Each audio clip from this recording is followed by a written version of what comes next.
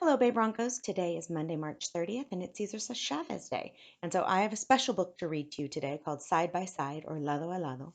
And it's the story of Dolores Huerta and Cesar Chavez. And it's by Monica Brown and it's illustrated by Joe Cepeda. Now, this book is in English and in Spanish.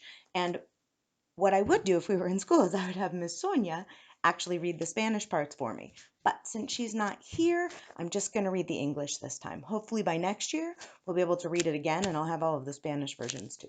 All right. Side by side, lado a lado. We're going to read to find out why Cesar Chavez is so important to our American history. In New Mexico, there lived a little girl named Dolores who talked so fast that her grandfather once said, "Dolores, you must have 7 tongues." Many miles away in Arizona, there lived a little boy named Cesar who was a very good listener. Cesar listened to his mother cry when his family lost its home and they had to become migrant farm workers. Migrant farm workers are people who move around to different farms for their jobs. When Dolores was a girl, she moved to California with her mother and brothers. She joined the Girl Scouts and worked to raise money for soldiers fighting in World War II. Cesar's family moved to California to follow the crops and work in the fields. Although he had to drop out of school to work, Cesar always had a book under his arm. From her mother, Dolores learned to think of others. When poor farm worker families had no place to sleep, Dolores' mother would let them stay at her hotel for free. Life for Cesar's family was difficult. All day they bent over in the hot sun picking lettuce, strawberries, and grapes. There was never enough water to drink out in the fields.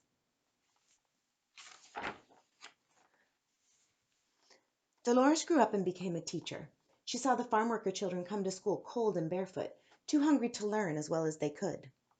When Cesar grew up, he and his friends were hurt by dangerous tools and had mean bosses who sprayed the plants with poisons that made the farm workers sick.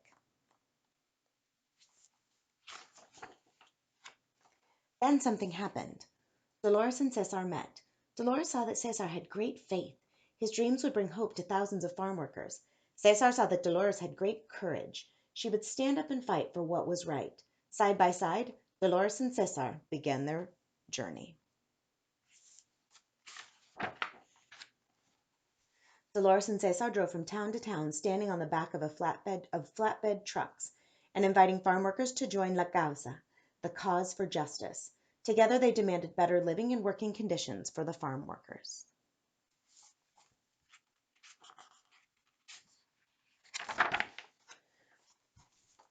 Cesar and Dolores asked people to stop buying grapes from California because the poisons the growers used there were making the workers sick. People listened, and the grapes rotted on the vines. The farm workers won. They got a safer place to work, and the grapes became safer for people to eat.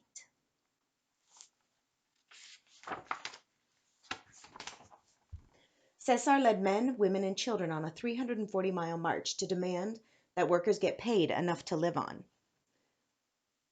They arrived in Sacramento, California on April 10th, Dolores' birthday. Dolores gave an amazing speech and the people were heard. The growers signed a contract with the workers, giving them better pay for their hard work. It was time for the farm workers to share in the harvest.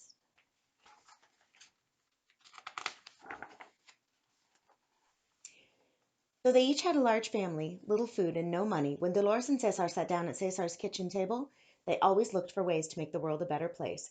If we don't help the farm workers, Cesar asked Dolores, who will?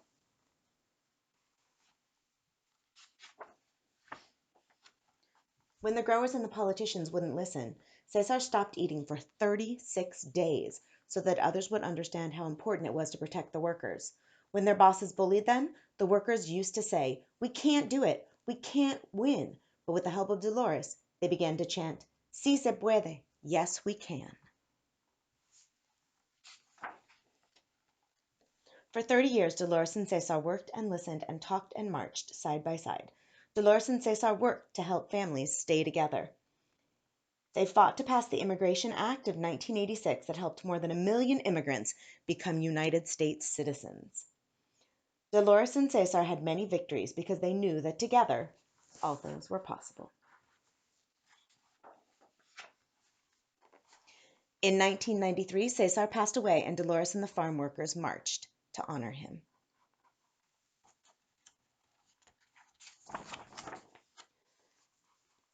Dolores still works and marches for justice for the poor, and she is not alone. The spirit of Cesar Chavez is with her, by her side. So, wow.